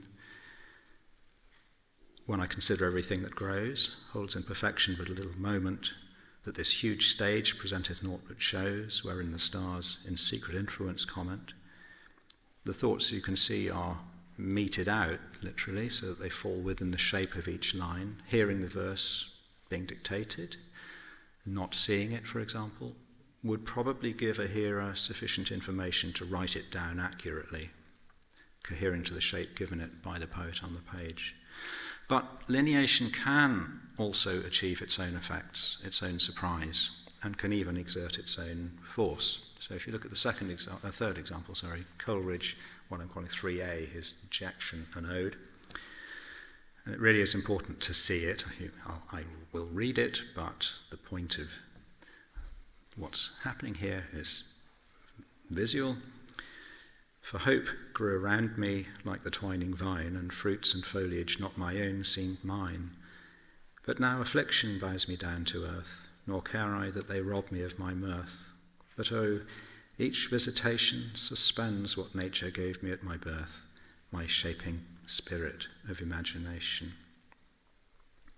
So allowing the clause to run over the line end in lines 5 and 6, what's sometimes referred to technically as enjambment, that's where each visitation moves over into suspends, creates a very notable suspending effect of its own. And that's the act which is named in the poem. In this case, suspends is performed in and by that lineation.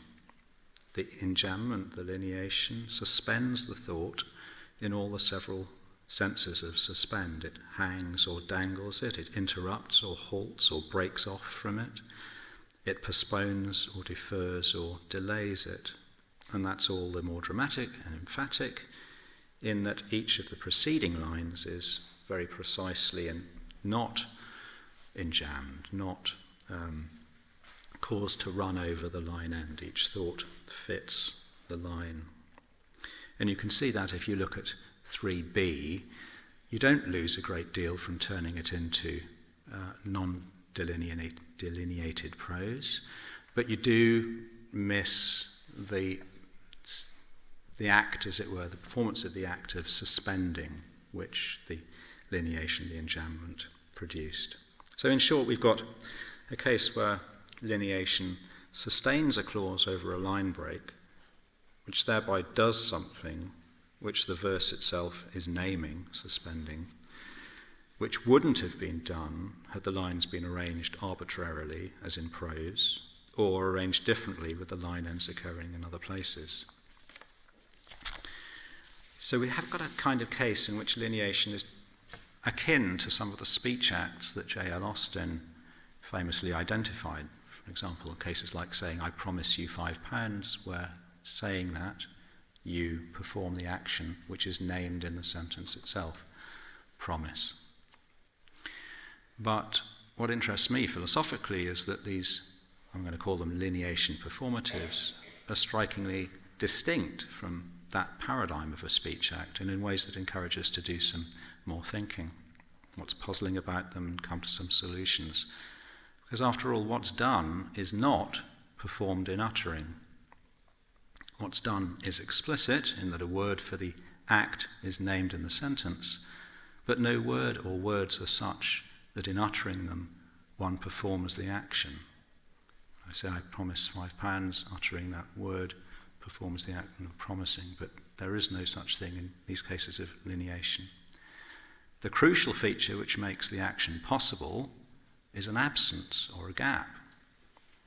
What's done is an act, but it looks like an omission, in that what's crucial to the performance of the act is that one does not do anything. There's a gap in the line.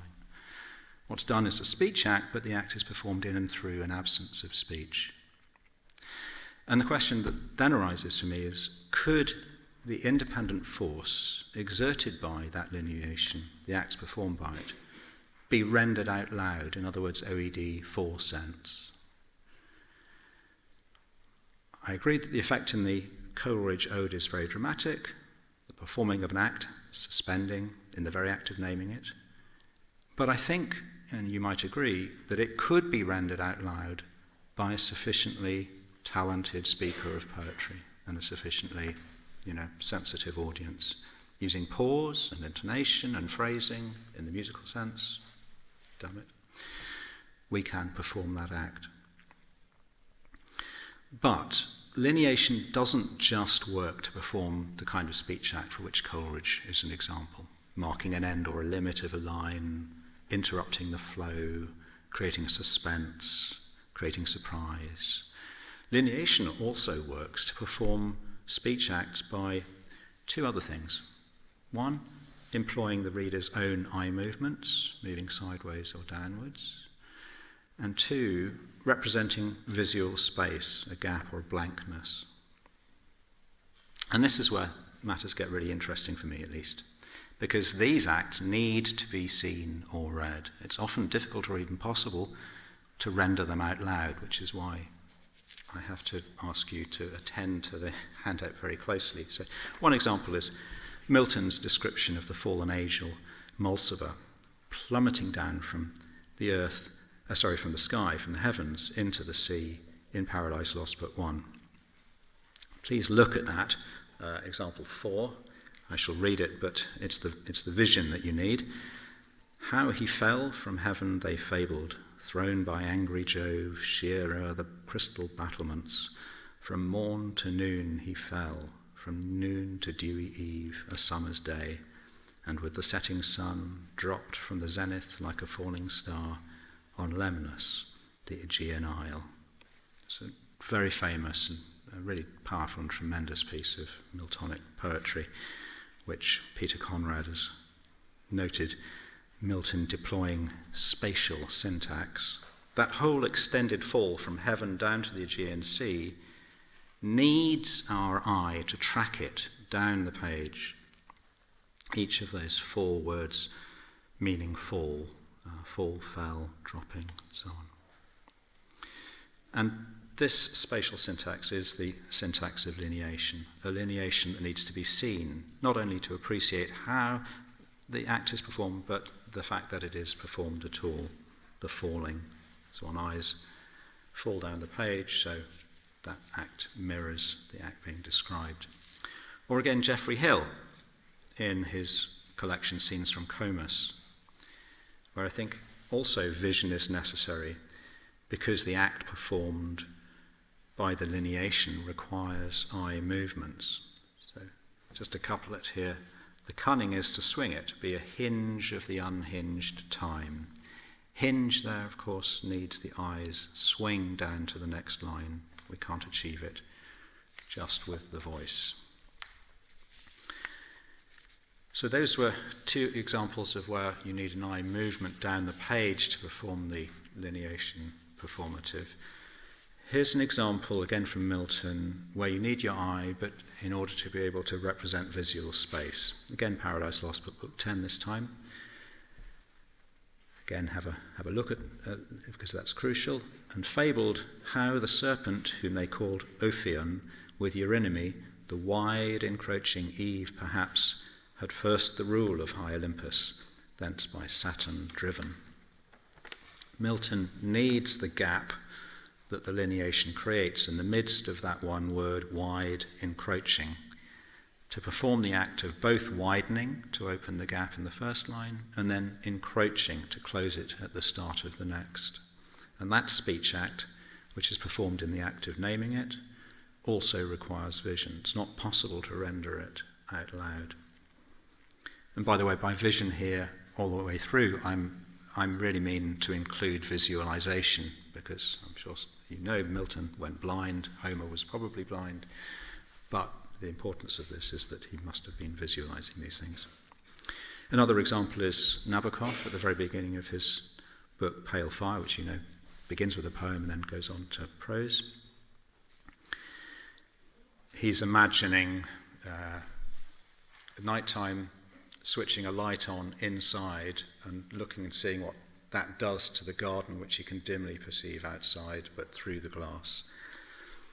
This is where he's removed the curtain from the window, but the light's on. Uncurtaining the night, I'd let dark glass hang all the furniture above the grass, and how delightful when a fall of snow covered my glimpse of lawn and reached up so as to make chair and bed exactly stand upon that snow out in that crystal land. So stand upon there is quite important. It adds to the poem, but it needs the visual placement so that chair and bed do indeed stand upon that snow. I said Basil Bunting was against the idea that what is seen and read is at all important, but nevertheless, if you look at example 8, this is from his wonderful poem Brig Flats. I shall read it, but you need to see it. What can he, changed, tell her, changed, perhaps dead? Delight dwindles, blame stays the same. Those wonderful enjambments, those wonderful thoughts, the ponderings, the wonderings, which are given by the line breaks after tell and then again after blame. Got a couple more examples which use more metaphor.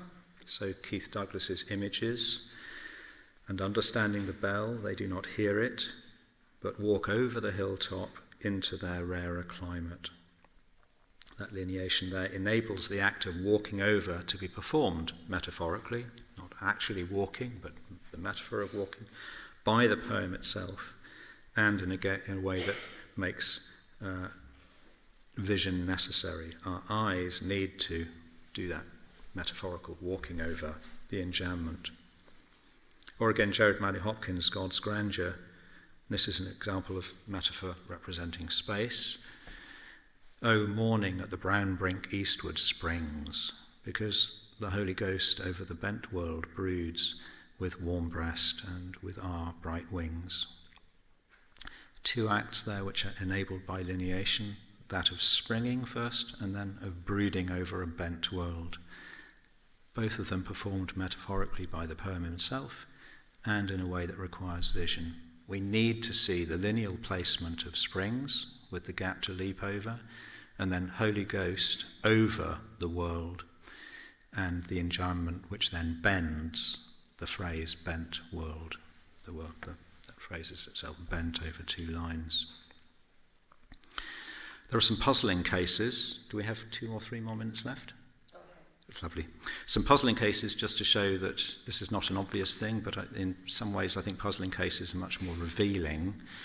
So in Paradise Lost again, Milton has this couple of lines where he says, hell shall unfold to entertain you to her widest gates. He's thinking about Adam and Eve, and this is a threat of what's going to happen if they don't do what they're told.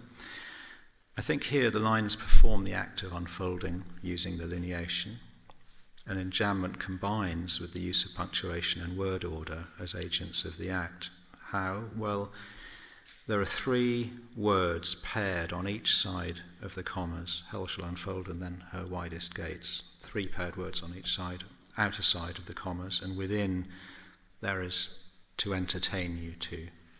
So they close over that phrase, to entertain you to. There's the gap made as the doors, as it were, swing open, hell shall unfold. Boom. Doors swing open at the line break after unfold. So here the line break isn't the hinge, but that central gap. It's the commas which act as the hinges. So altogether, they bracket off what's contained within, like a triptych, a central panel and two doors, as it were, sequestering you two in the blandly satiric and fearful entertain you two. I mean, it's a terrifying image. And the query is, unfold might need the visuals to create that triptych effect, though we might also argue one could perform it by enunciating, by speaking the verse, making use of the commas to punctuate that with one's voice. I don't know. Isaac Rosenberg, Break of Day in the Trenches, is another example of something that puzzles me. Poppies whose roots are in man's veins, drop and are ever dropping. It's a lovely use of lineation there. The drop made absolutely tangible by the line gap. The query is, drop might need the visual trace, one's eyes dropping down, though we might also argue that one could perform that drop with the voice alone. Third example of a puzzlement for me, Douglas Dunn's arrangements, one of his elegies, beautiful collection after his wife died, and very much formulated around his life with her. And this is part of a poem where he's talking about an inner development that he's gone through. And here I am, closing the door behind me, turning the corner on a wet day in March. The line break there acts like the door being closed and the corner being named, thus enabling the one who's making the utterance to do precisely what it says, but both closing and turning might need the visual trace. One's eyes have to approach and then turn from the door made by the line end. I'm hereby, as it were, turning the corner. Though we might also argue that it could be performed by, we could perform that turn just simply with the voice. So what I've been trying to suggest is there are some essentially visual performative lineations. And that should give poets and philosophers pause in considering the relative priority, I think, of what's written and read and as against what is spoken and heard. But I'm not saying that we should simply reverse the priorities at all. I don't think we can. What we seem to be exploring here is one case of several multi-dimensional contrasts. There are lots of other cases in poetry where what's done needs to be spoken and heard and not read, so the reverse of the kind of evidence I was looking tonight. What I'm suggesting is it's a more complex picture than both poets and philosophers have allowed themselves.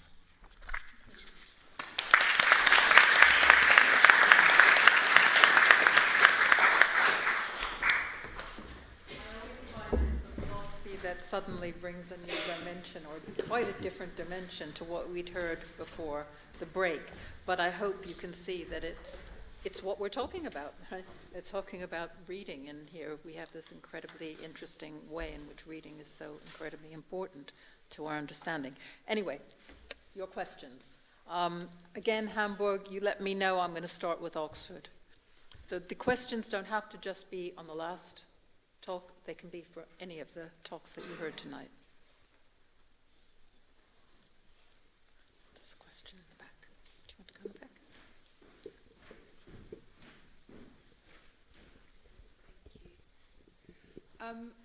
I was just kind of interested in, where you were talking about how reading and seeing it can't necessarily be substituted for hearing and listening. And I was thinking about whether that necessarily means that reading and seeing is like fundamentally like a better or more complex like process. And more, I was wondering if you think the two are different, perform different functions, where reading is, and writing, the art of writing and the act of reading is more about understanding how someone else is trying to visualize and present something, and then you kind of interpret it in your own way. And then where speaking and listening is much more about communication, and you were talking about disambiguating, and where communication is much more kind of about expressing your clear kind of intention and thought and beliefs in like a more direct sense, in a way where you have this belief that you want to transfer to the other person, and where you reading, you kind of want the other person to put their beliefs into what you've written.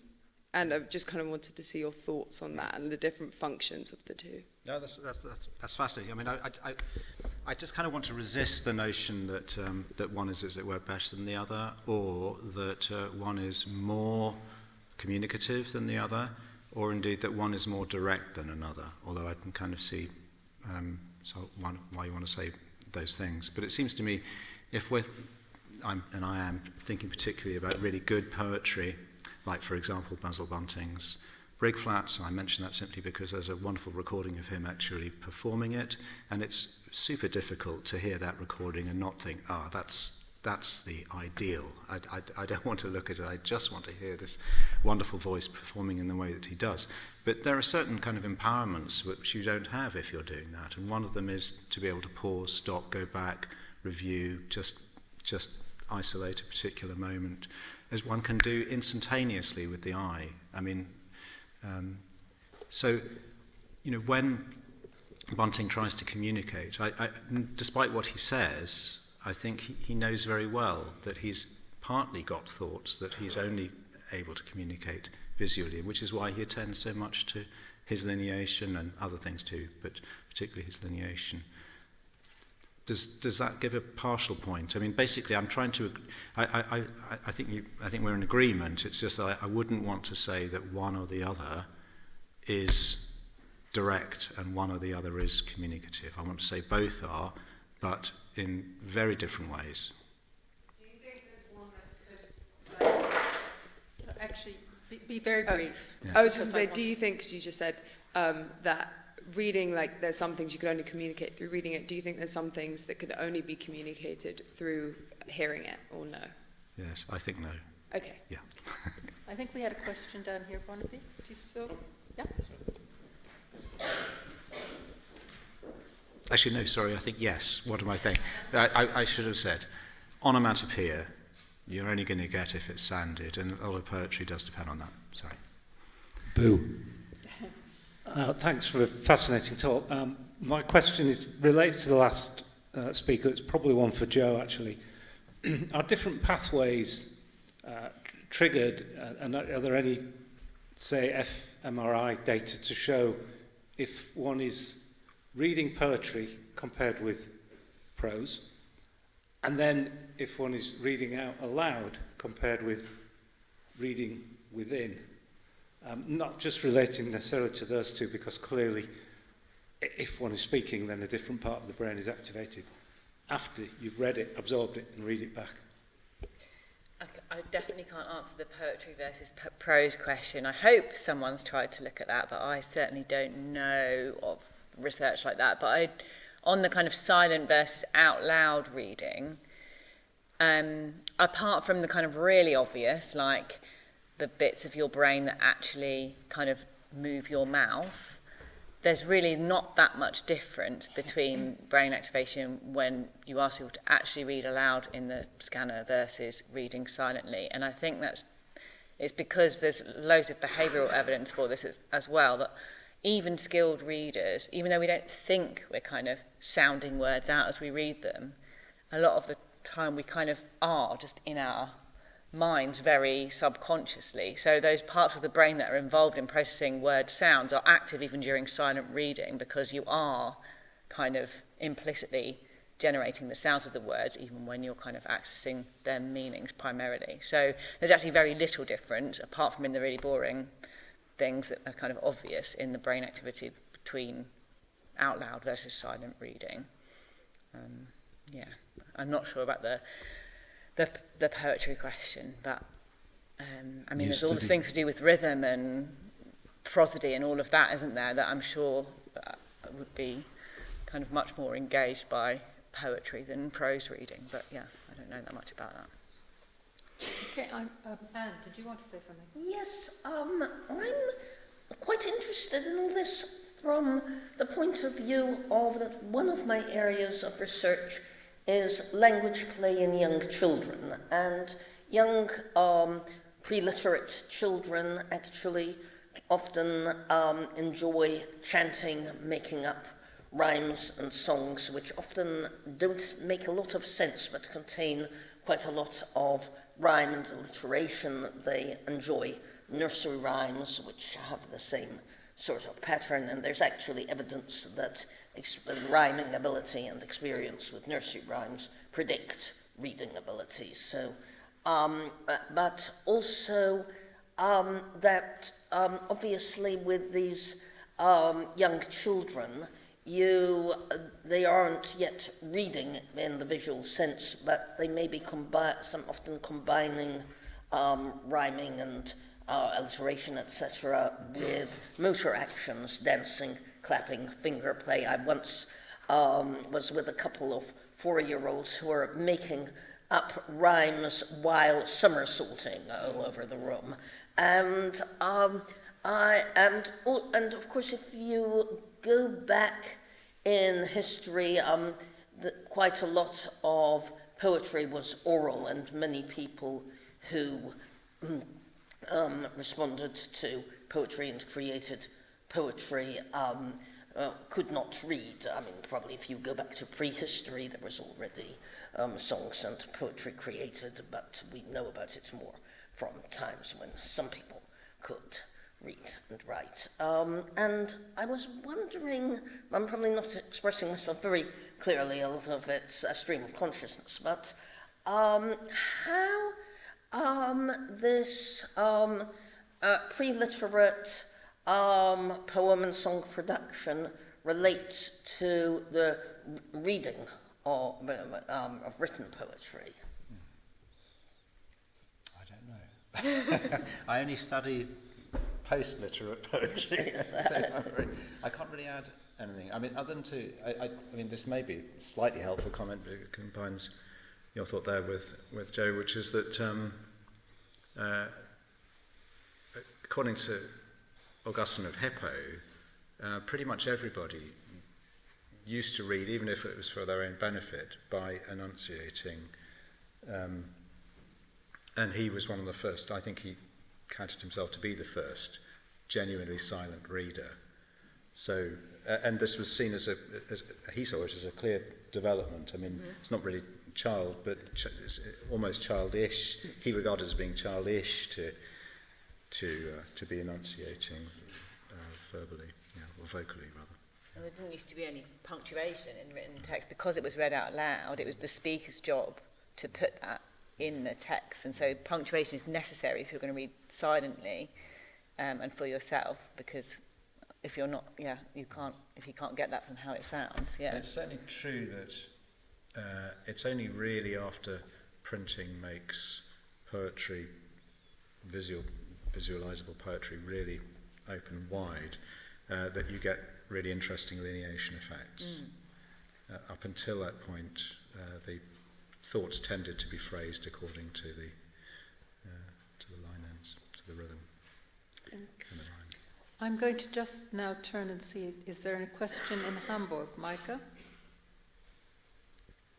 Yes, we have a question. Just a second, please. Perhaps the questioner could come in a little bit and then we could see them if they came. Of course. Excellent. So, can you see me? Yes, Yeah. yes, hi. Cool. Thank you. So, first of all, thank you for this wonderful workshop. I think it was very enlightening to see those different perspectives on the topic. So, thank you for that. And I'm generally interested in the importance of reading in a general sense to human beings, and especially when we look at the ongoing development of artificial intelligence. So, for example, programs like ChatGPT that develop the ability to speak in this moment. This, for me, that kind of tickles the question. So, when we look into the future, maybe reading doesn't have such an important meaning anymore, because we can just speak to super intelligent AIs and get all our information from them. So when we look into a future like this, and that's the question I'm interested at, is do you think even if we don't need to read anymore in a certain sense, because we can just ask AIs and we can get all our answers from them, do you still think that reading is very important to us in many ways? And that's a question for the three of you. So. Basically, even in this future where we can just speak to AI and get all the information we want, why is reading maybe still important to us? Okay. Would anybody like to say something? Can I just clarify whether you are particularly talking about speaking to AI and have AI speak to us, or whether you're talking about typing in AI and getting it to give us a written response that we can read? Yeah, I mean, I talk really about speaking to an AI Okay. and that answer to us. So that basically you don't need to read anything anymore. So that's my. Well, then one really important point is that listening to stuff is really slow compared to reading stuff. You can read so much faster than you can listen to information. So it's much more efficient to read things than to listen to things. So all those students that love their YouTube videos, that's fine, but it's actually going to take you longer than than reading the information. So I think it's never going to, you can't, if you want to be efficient in getting information, then writing and reading are really, really important. That's different from the fact that AI might be able to condense a load of information for you. That could be very different, but I don't think the speaking aspect of it is actually very helpful. I suppose there's a storing of it as well, right? Just, yeah. Yeah. Yeah. So, I mean, I think it's a very interesting issue, this, and it's one that often comes up in relation to dyslexia because, well, I say, well, dyslexia doesn't need to exist anymore because you're not going to need to read and write. And of course, dyslexia didn't exist before the widespread, literacy in schools. I mean, people couldn't have dyslexia if many people were not learning to read. But I think it completely underestimates, as Joe says, really, not just how slow it is to process auditory language, but the cognitive demands. And for people with dyslexia, part and parcel of their language processing difficulties are memory problems, working memory difficulties.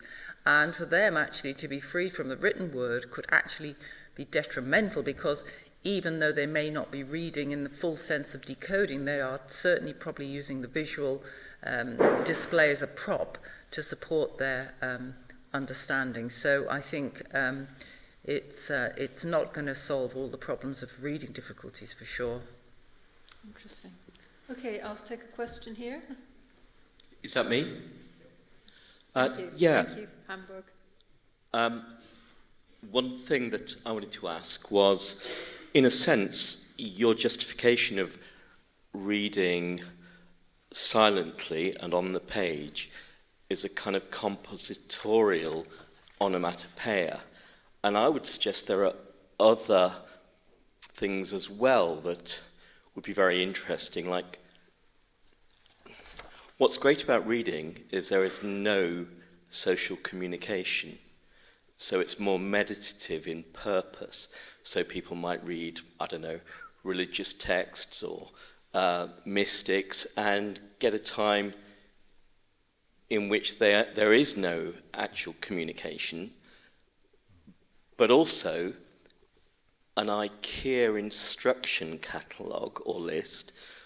I would always prefer written down than watching a YouTube video telling me to hang a wardrobe. So I just think it's to do with the purpose, and the compositorial element is part of poetry, but it's really, it's quite limited in terms of the beauty of solitary reading. I think it depends on purpose, more importantly.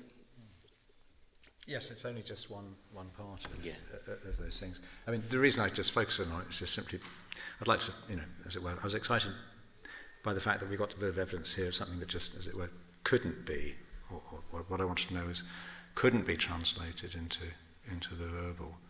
I mean, you said a couple of other things which I wonder about a little bit. Mm-hmm. But this is very phenomenological and it's not. But in my experience, you can read quietly, but it's quite different if you are genuinely alone from when you are reading quietly with somebody else, whether or not you're reading the same thing. And that I think is interesting. And just to add one more thing, which is that I think it's not just the slowness, but also imagine trying to, as it were, communicate logical formulae or mathematical formulae just by hearing it. I think I have some kind of issue when my child was young. mother would often try to communicate with me by, doing letters so that this wouldn't be heard by our daughter. I find it incredibly difficult to work out what on earth is being said. I don't know whether that's... She should have done the sounds, not the letter Yeah, names. just them. That would have helped. She should have said SAT rather than SAT. Okay. Barnaby, I think we have a question over here.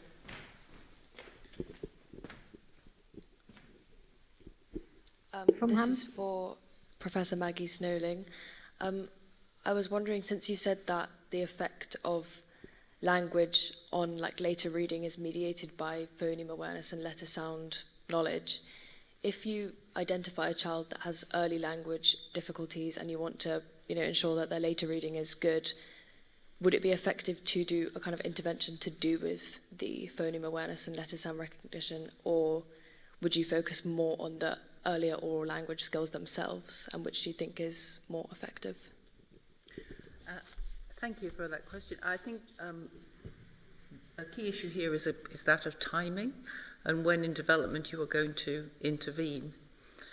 One of the things about early language intervention is we know it can be effective, but also we know some children will resolve their early language problems without any intervention. So from a kind of educational policy point of view, you might say it's a kind of waste of resource.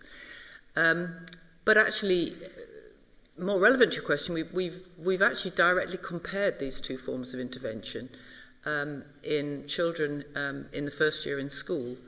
And so we did a randomised trial, and in one arm we taught them the basics of reading, the letter sound knowledge, phoneme awareness, phonics, reading from books, and in the other arm we taught them just vocabulary, grammar and narrative. And both interventions were effective, but they had very different effects. If you want to teach reading, you need to teach the reading-related skills. If you want to teach language, you have to teach the language skills. But earlier on in development, if you believe language is a foundation for reading, it's worth doing the language intervention as a prelude to learning to read. Thank you. Okay, I think we have time for one more question. There's one back there, Barnaby, in the...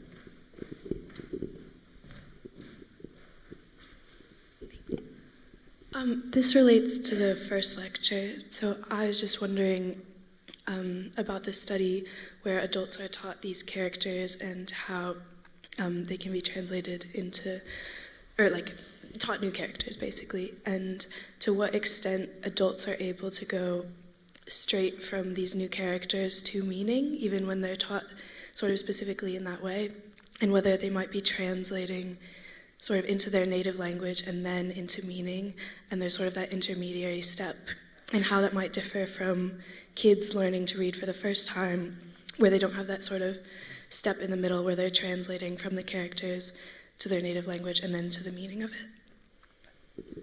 Yeah, okay. So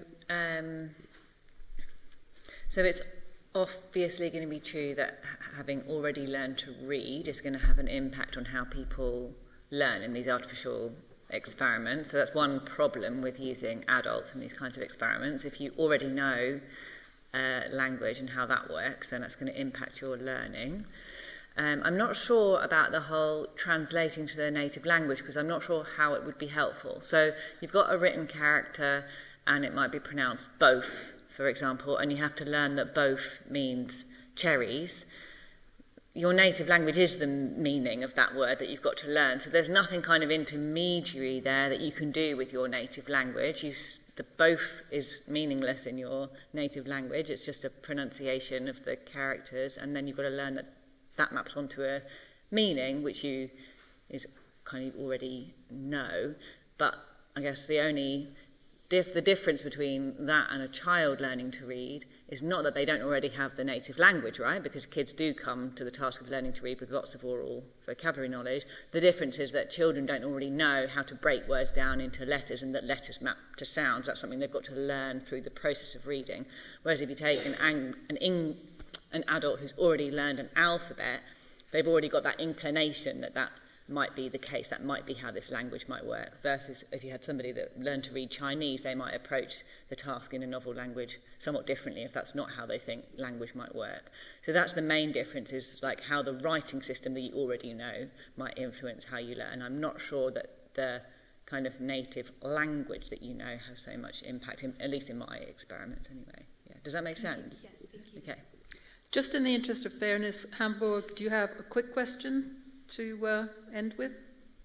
I think there's a question which kind of ties in with the question asked before, and I think it's about intrinsic value of being able to read, because obviously societies have existed without the need to read as sort of it has become a necessity in modern life, but people have existed without being able to read, and societies have thrived without reading. So I think the question before was also partially geared at, is there an intrinsic value to being able to read?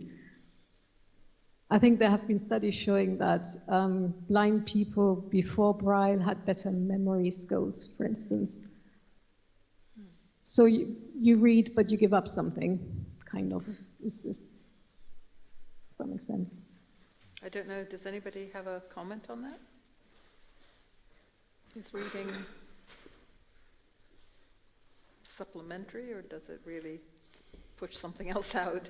I don't know. Is there? Well, the only thing I can think that is, it's not a direct answer to this question, but there is a suggestion that people with dyslexia who compensate for their problems and learn to read do so using different brain structures, essentially right hemisphere brain systems rather than left hemisphere brain systems. So if you are using up a different part of your brain to what might normally be doing other things, it may well have some detrimental effects, but that's entirely speculative. Mm-hmm. Okay, I think on that note, we're going to bring this evening to a close.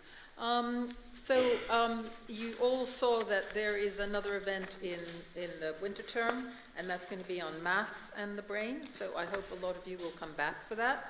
And thank our speakers tonight. Let's give them a round of applause.